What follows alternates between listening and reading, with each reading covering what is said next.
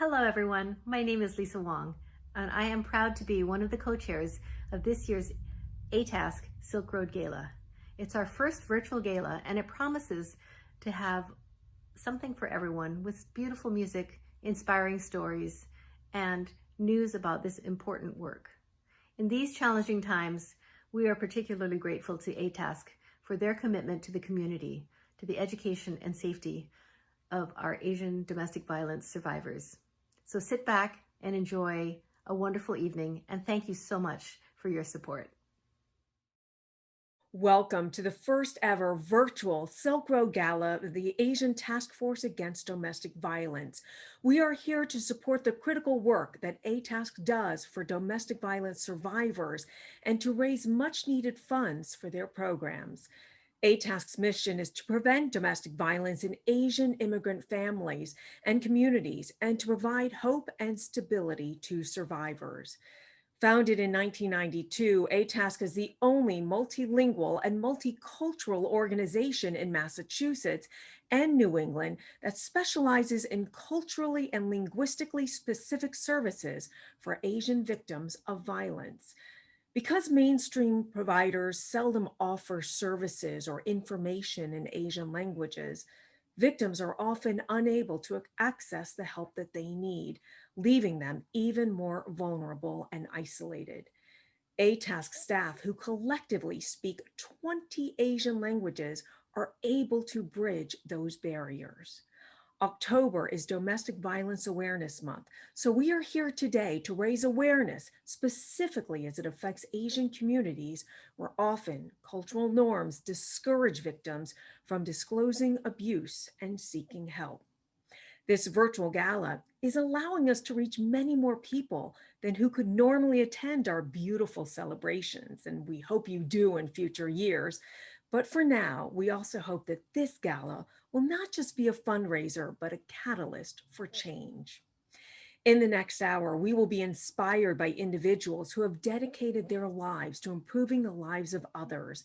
And we will hear from survivors whose stories will make each of us realize that in today's environment of divisiveness and uncertainty, we can all take action and provide hope. We are now going to hear from the co-executive directors of ATASK. Thank you for joining us today. There are over 60 domestic violence organizations in Massachusetts, but ATASK is the only one intentionally designed to serve Pan-Asian survivors. Our services can be likened to seeing a specialist. Most people have primary care physicians for general issues, but are referred out to see a neurologist or orthopedist for specialized care. Similarly, we receive client referrals from mainstream providers, such as hospitals, police, and schools, because they recognize that they lack the specialized cultural and linguistic capacity to serve Asian victims. ATASK clients come from 30 different countries and speak over 35 languages. They speak limited English and require translation and interpretation to access services. COVID-19 has impacted all our lives, how we work, how we socialize, how our children experience school. But for victims of violence, COVID-19 has completely destabilized their lives.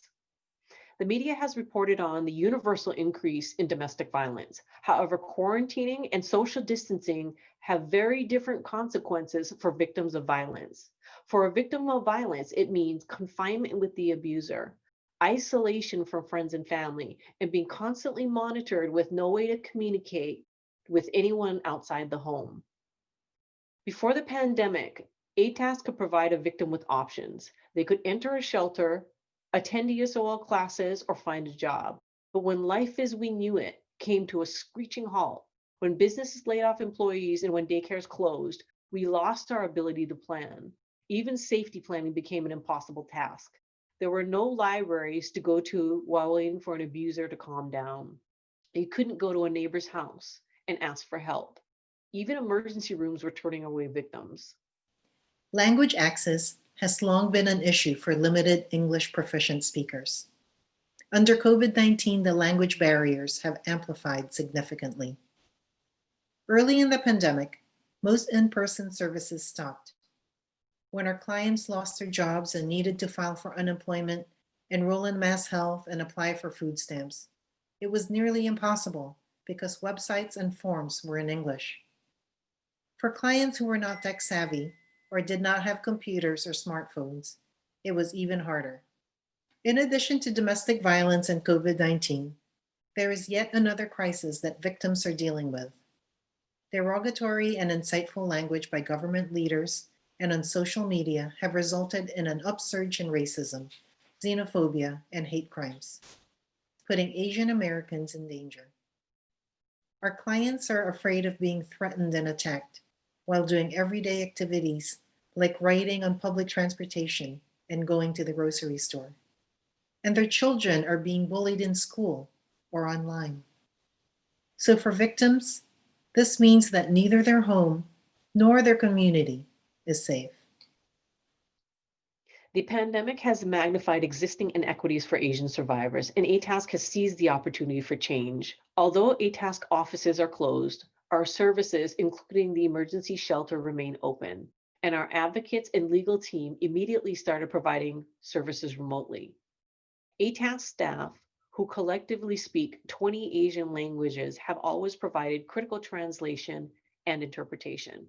During the pandemic, it has increased threefold. Advocates are spending countless hours ensuring that clients have access to pandemic-related benefits and other services, and now have learned how to use Zoom and are excited to have found an online community and no longer feel isolated. ATASK has also mitigated COVID-19 economic devastation and distributed over $125,000 to clients. These funds were used for basic living expenses such as rent, food, and utilities, and for tablets so survivors could participate in virtual meetings with advocates. We also secured Airbnbs and hotel rooms for victims escaping abusive partners.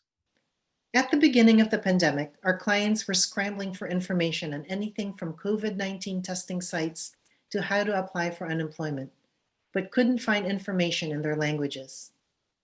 Mass.gov, which is the state central hub for information and resources, was translated into only 12 languages, of which only 4 were Asian languages.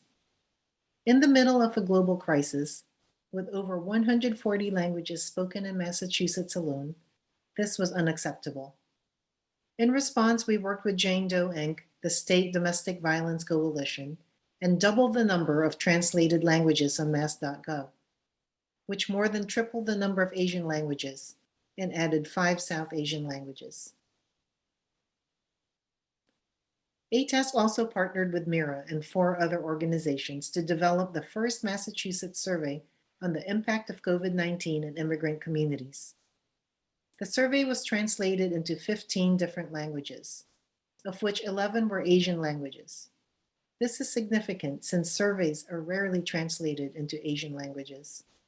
Through these collaborations, we made information more accessible and ensured that voices of victims and immigrant communities were heard. We have made strides for survivors in advancing language access, but more needs to be done if we're to truly achieve equity. The changes in this nation and around the world are profound and scary, but also galvanizing, as we believe crisis to be a catalyst for reflection and change. Thank you for being here with us and for being part of a movement for change. I had a chance to speak with Navjeet Bal of Social Finance, and let me tell you, she is a force to be reckoned with. She has spent her entire career working tirelessly to bring about social change. Here's our fireside chat. Navjeet, hello.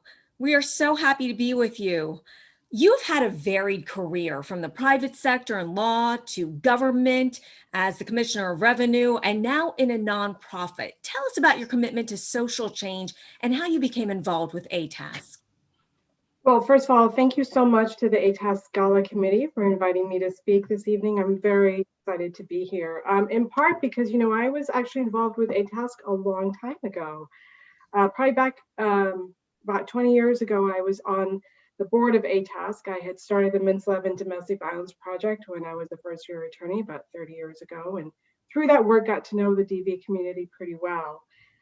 So I served on the ATASK board for a number of years and actually had Mintz Levin provide pro bono real estate representation to the shelter when we acquired the home that became the shelter. So this is really in some ways coming home for me to be speaking with everyone today. And I think that's actually a really good example of how I've expressed my commitment to social change throughout the years. I've served on many different boards addressing important social issues. And that's really been the hallmark of my commitment to making a change. We know about your commitment to ATASK. Are there some other social issues and initiatives that have been very important to you? I would say right from the beginning of my career, I've been very focused on issues around access to justice for poor people, making sure that everyone has a right to a lawyer, can get access to the legal help that they need. Obviously, domestic violence is an issue that I've cared a lot about over the years as well. Probably the most recent example of work that I've done actually in a very different sphere was I was on the board of the Boston Public Market, the year-round indoor public market that opened up right in the heart of downtown Boston. And we've created a space for over 40 small businesses to sell their New England-based goods and products in Boston. So that was a lot of fun. I was really excited to do that. And we want to point out that even if you don't have the ability to run an organization like you have or to be on a board, we can always still support by just donating, volunteering a couple hours or anything in order to support an important initiative. Absolutely. Obviously, financial support from the community is so critical to keeping organizations such as ATASK and others going. So is your time, devoting your time, whether it's providing direct services, supporting the organization, serving on a committee or a board, and making those connections to other organizations within the community is also, I think, really important. I want to ask you this. We've seen law firms stepping up to help with the issues of domestic violence because, of course, it becomes usually a legal issue, a legal case. But how can we get other industries to step up? And are there some industries that you're eyeing who could really help? That's a great question. And sort of, again, now a number of years ago, there was a group of CEOs that got together to address the issue of domestic violence.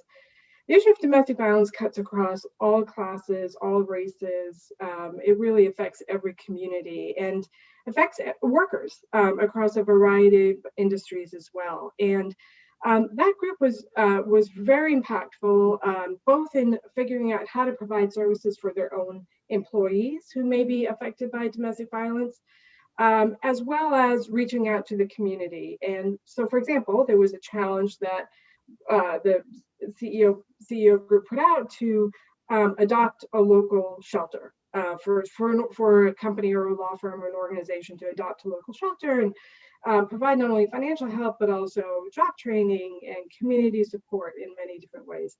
And I think that, that is something that we should, I feel like that effort has sort of dissipated in Boston. And I think it would be an interesting one to bring up again to try and really harness the amazing power within the city of Boston to address issues that are challenging and affect all of us in some way.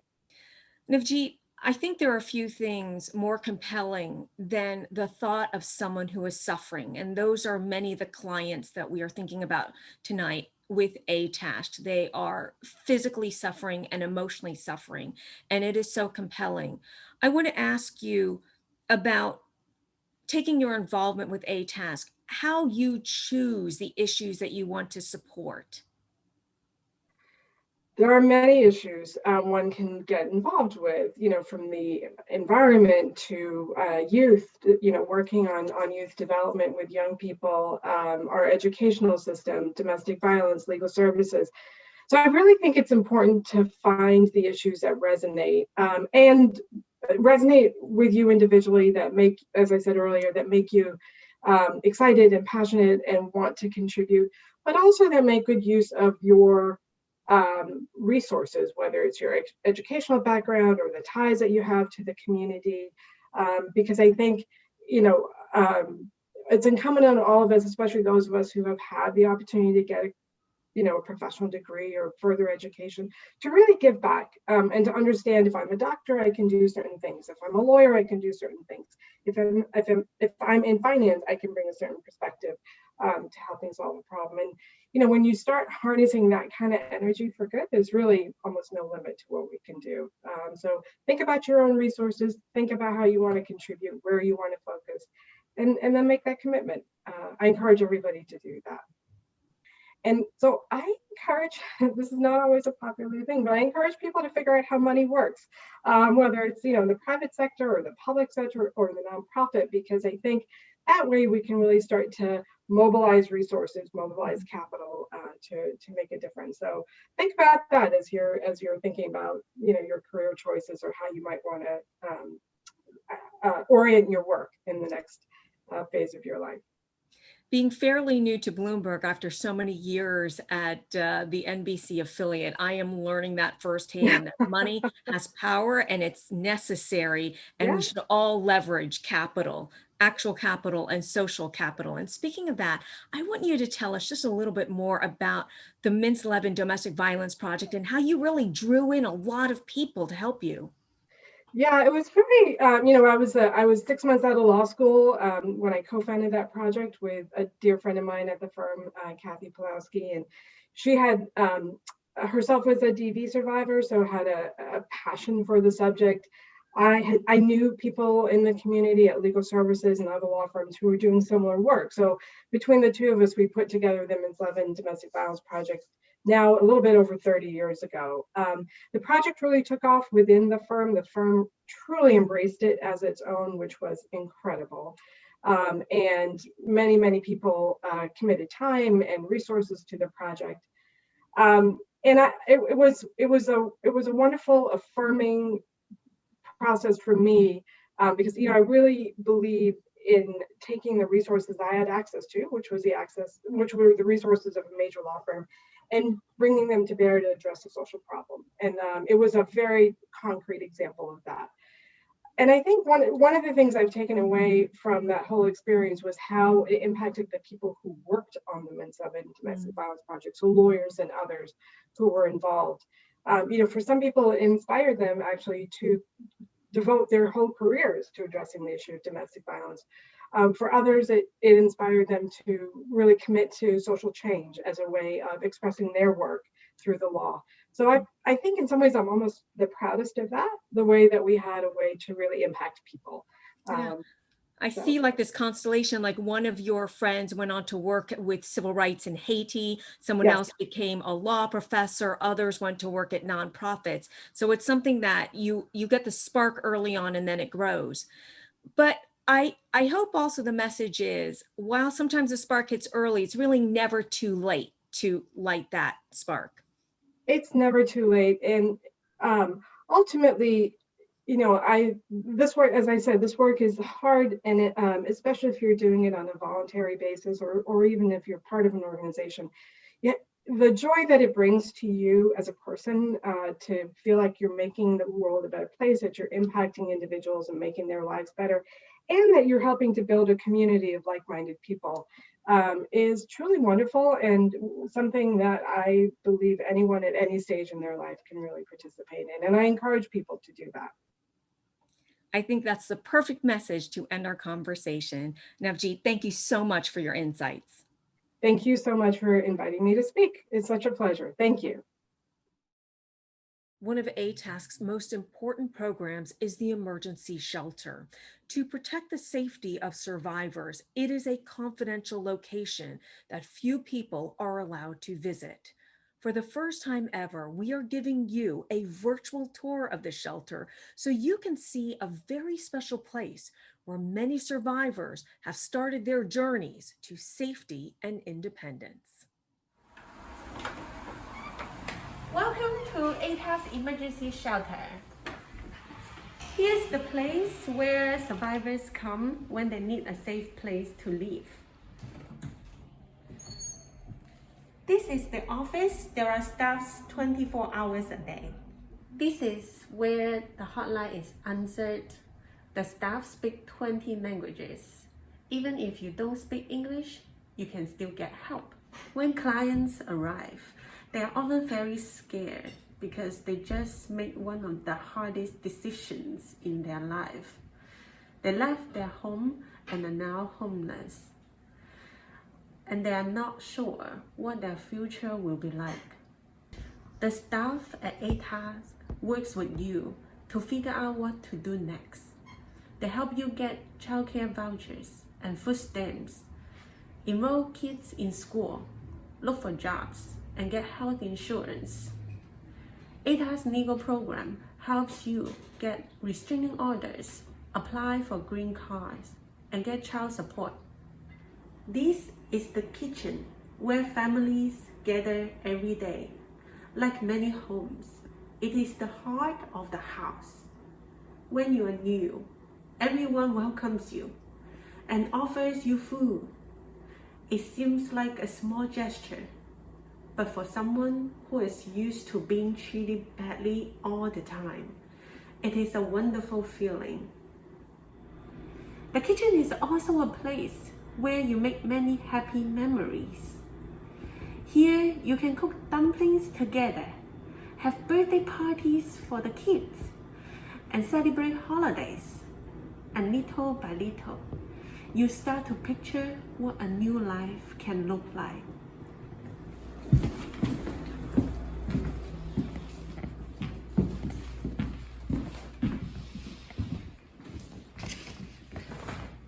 This is the living room where families can gather. Here we have many activities like karaoke, yoga, painting, and movie nights. It is also where we have house meetings, where clients can meet with a nurse or counselor, and kids can get early intervention services. This is the playroom where the kids have toys and books, and where volunteers come every week and play with them. This is the backyard where we have barbecues. There is a playground for the kids, and we also have a small garden. Now let's go up to the second floor. Here we are on the third floor, where we have 4 bedrooms. We are about to enter one of the bedrooms. This is a very special bedroom to me because this is where I live when I was staying here at the shelter with my daughter. And it is the place where I started my journey to having a safe and independent life. I was 21 years old and living in China. I met a man through some friends. He was from the same city as me in China and had moved to Boston.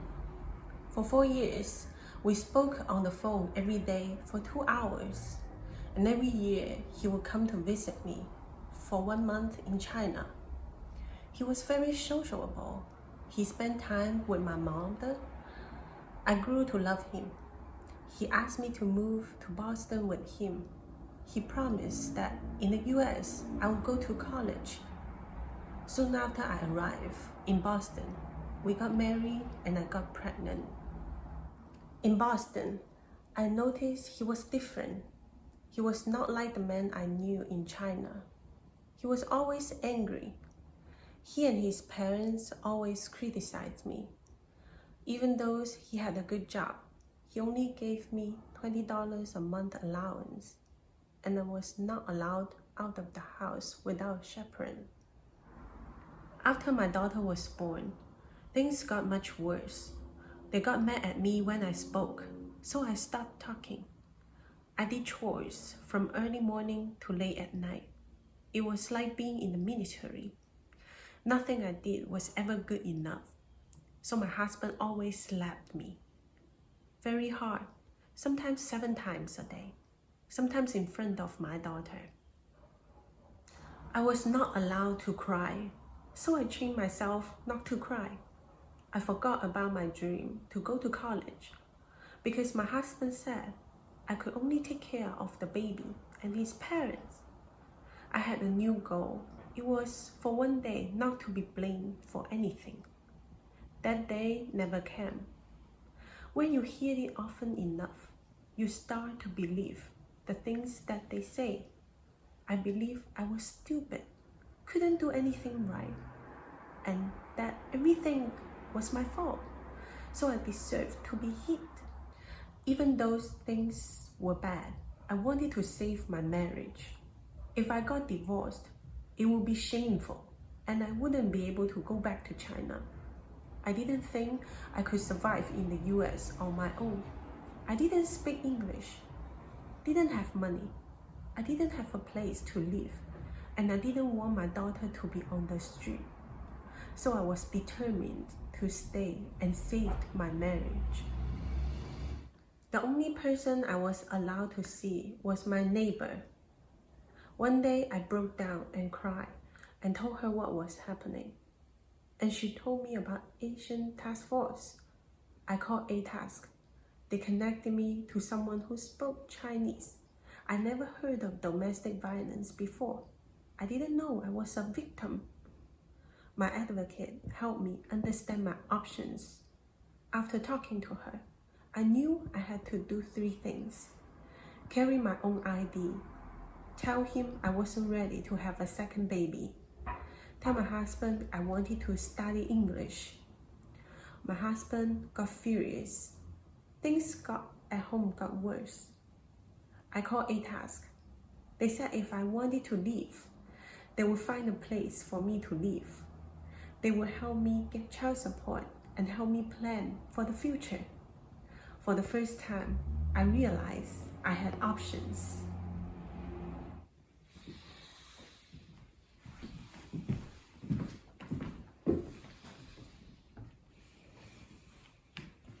I decided I had to leave as soon as possible.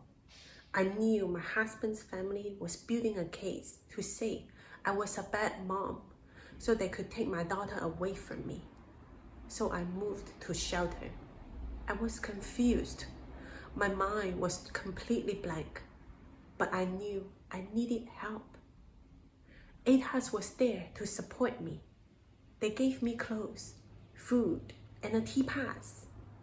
They helped me find a daycare for my daughter, and I went to school. I enrolled in Bunker Hill and started to be a cardiac sonographer. It was such a difficult time in my life. I was working full-time at McDonald's and studying and raising a child as a single mom. Many people helped me, and I finally finished school. With support and guidance from ATASK, I'm living the life of my dreams. I went to college and I have a good job. And I recently bought a house. It took me a long time to find my voice. And I'm proud to say that today I'm raising my daughter to have a voice. Thank you, ATASK, for believing in me. I cannot tell you how happy we are to see Grace living the life of her dreams. I ask you to join me in partnering with ATASK so that we can help other survivors like Grace. This year, we have seen a significant rise in domestic violence as survivors have been confined with their abusers. Your support is needed now more than ever. To donate, you'll find the QR code, ATASK website, and text to give number on the screen. There's also a donation link in the chat box. Here are some ways that can make a difference today. $5,000 pays for a case manager to work directly with survivors for 1 month. $2,500 gets a month of internet and cell service, so advocates can provide virtual services to clients. $1,000 provides a week of English classes for clients so they can get better jobs in the future. $500 pays for starter furniture for a client moving to a new home. $250 gets tablets so clients can access virtual services and attend online classes. $100 pays for 1 month of transportation or utilities for a client. And with $50, we can get food cards for clients for 1 week. ATASK is so lucky to have many committed supporters throughout the years. Special thanks to Tufts Medical Center, the leading sponsor of the Silk Road Gala for the past 28 years. Amazing. ATASK donors and community partnerships play a vital role in advancing and supporting this mission. The reason people and organizations get involved are varied, but all contribute to improving the lives of survivors. My name is Jean Russell. I have supported and volunteered for ATASK for close to 20 years. The reason I started to support ATASK was their mission in helping the victims of domestic violence in the Asian community and the positive life-changing impact they have with their clients. Getting to know the staff at ATASK who have passion and commitment in serving their clients has motivated me further to provide support whenever I can. Unfortunately, domestic violence does not discriminate based on race, nationality, color, economic social status, gender identity, or religion. And the impactful work of ATASK is strongly needed. Hello, my name is Rajesh Sounder. When I was a grad student at MIT, I chose to volunteer at ATASK as I was drawn to their mission and comprehensive programs to help brave survivors get back on their feet. I recently became a board member and am proud to be part of a team that's maximizing ATASK's impact during this most crucial moment in a time when the need is greatest. Thank you for joining us and for supporting ATASK. Each dollar counts, and in my opinion, will save a life. Hi, I'm Sheila Lirio Marcello. I'm founder and former CEO and chairwoman of Care.com. As a young mother in college, I understood early on how difficult it was to juggle family and school, and how easy it would have been to give up my dreams of going to law school and pursuing a career. I was fortunate, however, to have a support system to keep me on track. For domestic violence survivors, ATASK is not only their support system, but their lifeline. ATASK makes it possible for survivors to pursue their dreams of having safe lives, raising children in a home free of violence, and becoming economically independent. This is why I've been supporting ATASK since 2008. When I first learned of their mission to empower survivors, I knew I had to be involved. Join me in supporting this wonderful organization, because together with ATASK, we can break down barriers and provide life-changing opportunities for survivors and their families. Thank you. I'm Mandy. I'm a second-year medical student at Tufts, and I volunteer with ATASK because survivors of domestic and intimate partner violence deserve to have the full support of their community. When it comes to the Pan-Asian families that ATASK serves, their unique challenges of immigration status and cultural and language barriers make it all the more important to build community and to know they're never alone. Especially in the COVID-19 pandemic, I appreciate how our student volunteering work with ATASK could provide families with some measure of consistency and continuity as they navigate instability of personal and global proportions. As you know, we all are affected by domestic violence. I have been involved for these many years because of the history of domestic violence in my own family many years ago. I have seen the dire consequences and heartaches resulted not only directly to the victim, but to all my family members. Your generous support this year is more needed than ever in these unprecedented times of COVID, where families need to shelter in place in their homes, and where the stress levels and frustrations of job losses and other hardships render them very, very vulnerable to further abuse, and they have no other avenues of relief. Thank you so much for your support. Have a good evening. Tonight, we have seen and heard how ATASK is the lifeline that provides survivors hope and a pathway to independence.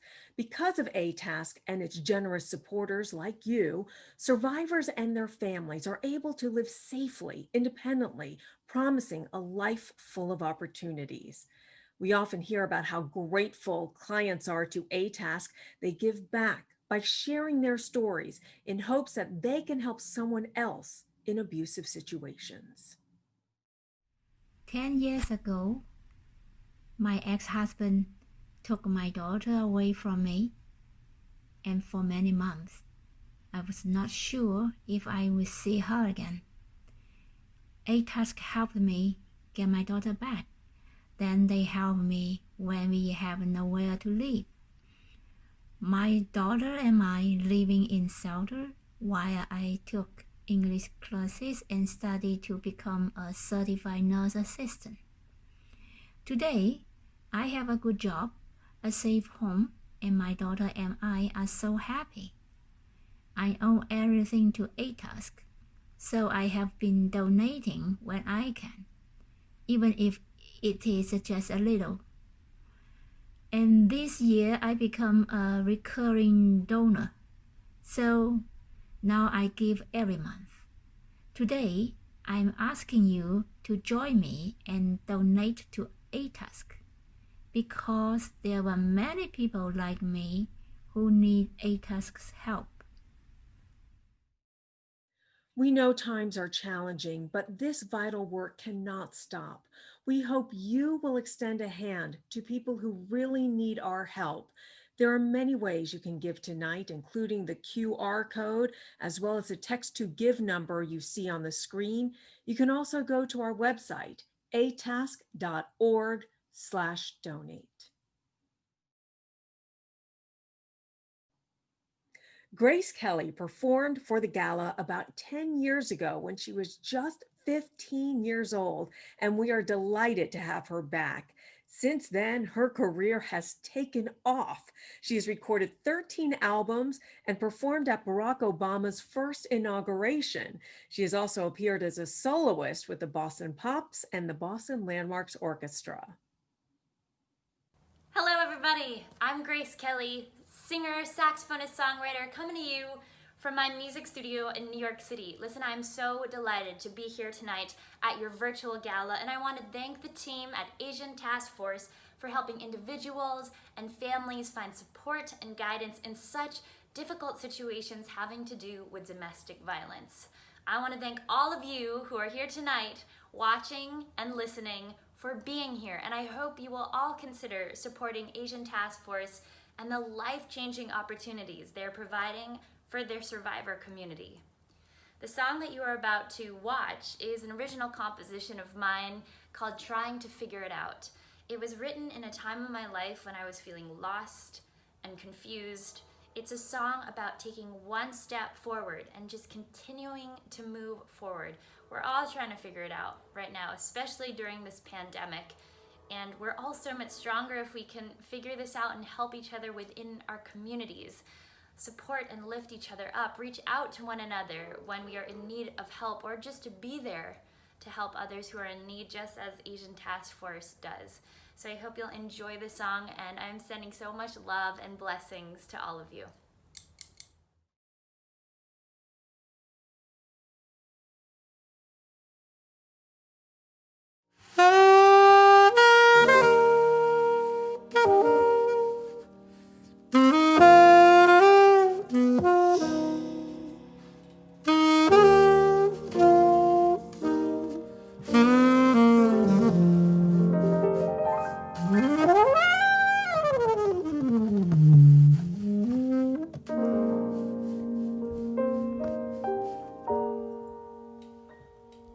I've met my heartache, drank the bottle dry,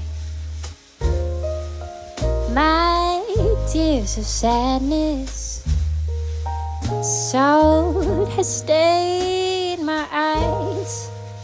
I've been let down some days.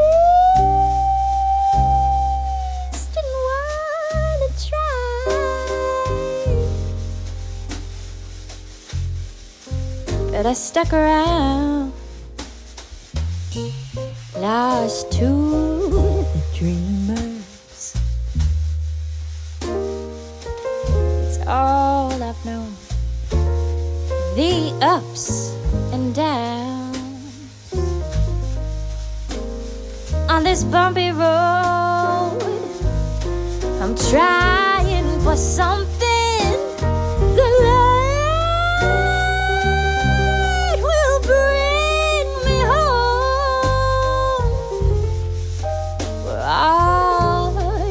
Figure it out.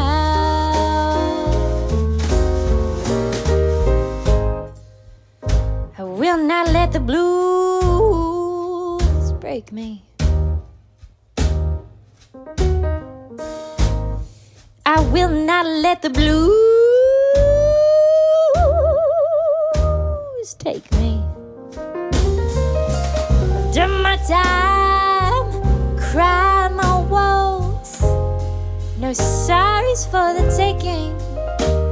One step and then another.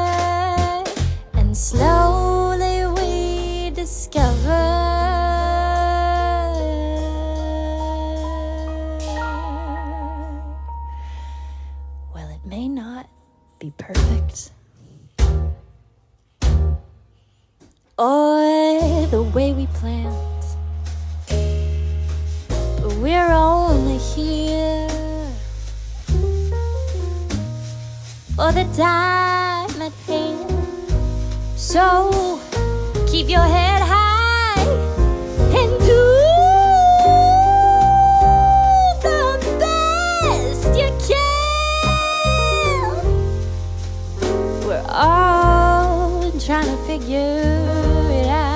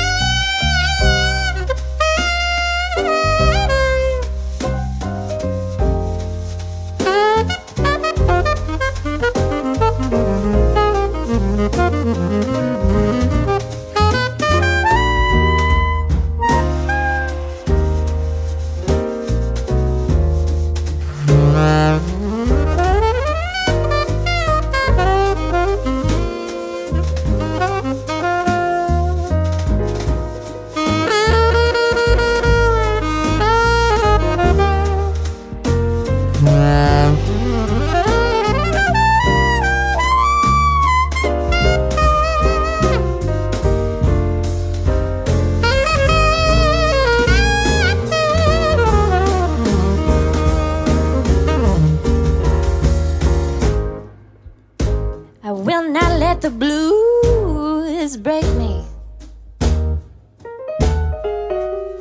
No, I will not let the blues take me.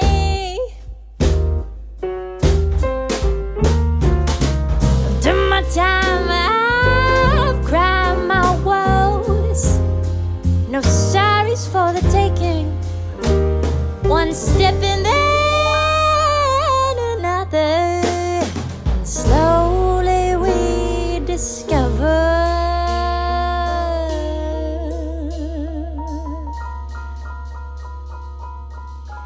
well, it may not be perfect or the way we planned, but we're only here for the time at hand. So keep your head high and do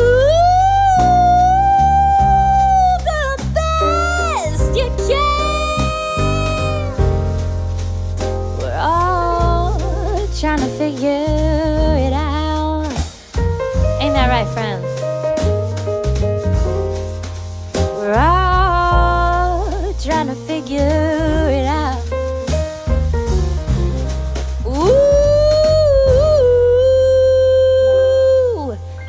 Don't you know that we're all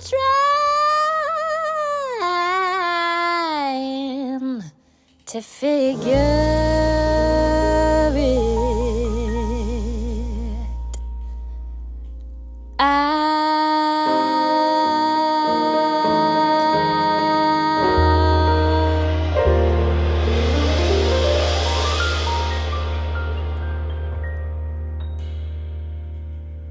Good evening, and thank you for joining us for Silk Road Gala 2020. My name is Poonam Paidar, and I am the chair of the Board of Directors of ATASK. 2020 has certainly been an extraordinary year, and ATASK has done extraordinary work. That is thanks to the leadership, vision, and energy of Don and Christina, our co-executive directors. This marks their 5th year as co-executive directors. I want to take a moment to say thank you to both of them for their incredibly hard work in getting ATASK to where it is today, but also their dedication and their vision for ATASK's future. I want to thank all of you, our supporters, our patrons, and our sponsors. Without all of you, we would not be able to provide the services that we do today. I want to especially thank Tufts Medical Center, who has been our sponsor for the last 28 years and our partner in the community. This year in particular, with their help, we were able to procure enough laptops and tablets to provide services to all of our clients remotely. Thank you. I want to also say thank you to Sarah Camara, outgoing chair of the board. Her leadership, vision, and dedication to ATASK has brought ATASK to a new level of financial stability and has given us the opportunity to plan for the next 5 years and expand ATASK's mission and its reach. Thank you, Sarah. Finally, I'd like to say thank you to Janet Wu, Jean Russell, and Dr. Lisa Wong. Thank you for making tonight possible and bringing your energy and your enthusiasm to our mission. Thank you again, all of you, for joining us tonight, and hope to see you in 2021.